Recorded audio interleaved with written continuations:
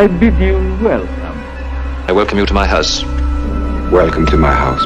Welcome to my home.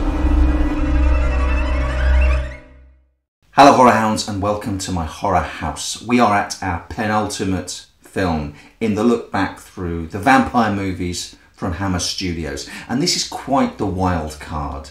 It's Captain Kronos Vampire Hunter. The concept is rock solid. Kronos is an ex-Imperial Guardsman who roams the countryside with his faithful helper and occult expert, Professor Gorst, fighting evil and slaying vampires wherever they find them. Dr. Marcus, an old friend of Kronos, has called him to a village where local peasant girls have been found mysteriously drained of their youth and vitality. It is the work of a vampire, but what kind of vampire? And more importantly, who is the vampire? Kronos is a swashbuckler. He is a shagger. He carries a samurai sword, smokes dope, and practices Buddhist meditation. His logo even looks like the male symbol, you know, the Austin Powers Mojo symbol. In my research, yes, I do research, I discovered that symbol was supposed to represent the sword and shield which Mars, the god of war, would yield, and I always thought it was supposed to be something a little more priapic, so you learn something every day. Captain Kronos is a fantastic setup for an ongoing story form, and various sources cite Hammer's hopes and intentions to produce a series of Kronos films, or after this film perhaps to move Kronos into a TV series. For my tastes, this first outing needed to be a little more condensed and frankly needed a lot more daring do in it. The straightforwardness of Captain Kronos Vampire Hunter makes it seem like a strange sort of throwback. Weirdly, it feels pitched at what these days we might call the YA market. Not that it's about young adults, but it's a little too buttoned up to appeal to the exploitation crowd, a little too dark to be aimed at the younger kids. There's a very small and specific demographic who'll get a frisson from a little blood and a hint of some boob. The trailer, which I talked about on Wednesday, makes it seem like it's going to be a kind of Three Musketeers with vampires kind of romp, but there's an awful lot of downtime in the story. I could see the story that we're actually given playing out much more effectively over 60 minutes. As it is, over a feature length, it kicks its heels up a lot and takes a fair old time. This gives it a strange quality that's hard not to like, even if there were times when admittedly it became background noise and my attention did wander. You see, Kronos and Gorst don't rush in. They have to watch and wait and try to confirm what type of vampire it is they're dealing with and how best to attack when the time for action comes. I really like the notion put forward in this that there are a plethora of different vampires and dozens of different ways that you might kill the different vampires. As Gorst explains, there are a great many subspecies of the undead with an enormously varied range of powers and vulnerabilities. Some cast reflections, some do not. Some can go out during the hours of daylight, some can't.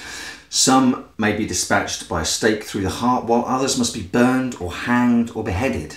And whilst most vampires drink the blood of their victims, not all do, and the vampires in this film actually suck the youth from their young victims, leaving them in sort of wizened, rapidly aged old woman bodies, and they sort of die soon after of old age. Taken in tandem with Vampire Circus and the film we'll get to next, The Legend of the Seven Golden Vampires, what's been called the death rattle of Hammer Studios does seem to be revelling in some very atypical bloodsuckers. Maybe if the plot had been a little more twisty-turny, I wouldn't have minded the relative lack of action, but you can work out who the vampire is with a fair degree of accuracy, and even if you don't nail it, you'll be in the ballpark, so much so that the actual revelation won't come as a particular shock. I spent the rest of the movie trying to figure out what the switch and bait was going to be, the twist, and there really isn't one. If Kronos is slow to start, the final fight between Vampire and Vampire Hunter, sword fight no less, really made me sit up and basically say, why couldn't we have had more of this sprinkled throughout the film? And yes, there are a couple of instances of swordplay before we get to this final fight, but I'm greedy and wanted more. It's a pity because this final fight is really well choreographed, and the injection of a little more gusto could have made this a little more Flash Gordon and a little less the Flashing Blade. I'm honestly not sure what to make of Horst Janssen as Kronos. Is he doing nothing? Or is he doing something really subtle?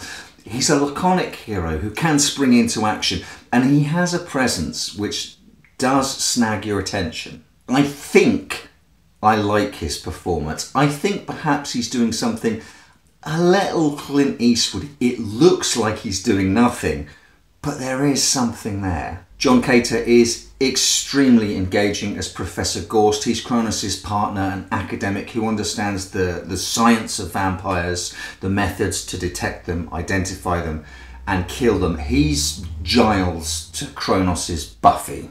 And then you have Caroline Munro as Carla, a gypsy girl Kronos saves from the stocks that she'd been put in for dancing on the Sabbath. Munro is bloody great here. She's actually given fairly decent lines of dialogue, and she's given things to do. And with that opportunity, she turns Carla into a real character. It is a pity that she's mesmerised in the final fight scene, rendering her mute and motionless. This was the first time I'd ever seen Captain Kronos Vampire Hunter, and it's safe to say that I liked it rather than loved it. I think I may warm to it on repeat viewings. It has a nice new take on vampires and a couple of really effective little scenes. My favourite being an attack in a church where you don't see the vampire, but you see the shadow of the large cross warp and distort before the chalice holding the communion wine falls over all on its own on the altar. I can honestly say I wish there were more Captain Kronos adventures. I like the character and I really like the world. I'm just not sure I'm in a massive rush to rewatch this sadly now one and only film. So what I did do right after the film was ended, when I did a little Googling and found out that it existed, was immediately order Hammer Comics' Captain Kronos Vampire Hunters, which is not a comic adaptation of the movie, but the continuing adventures of Kronos, Gorst and Carla, which I'm really eager to dip into. I wish there was more Kronos in the world, basically. No. No. Right, what did you think of Captain Kronos Vampire Hunter then, if you want to join in? What was your opinion on that film? That's what I fucking thought.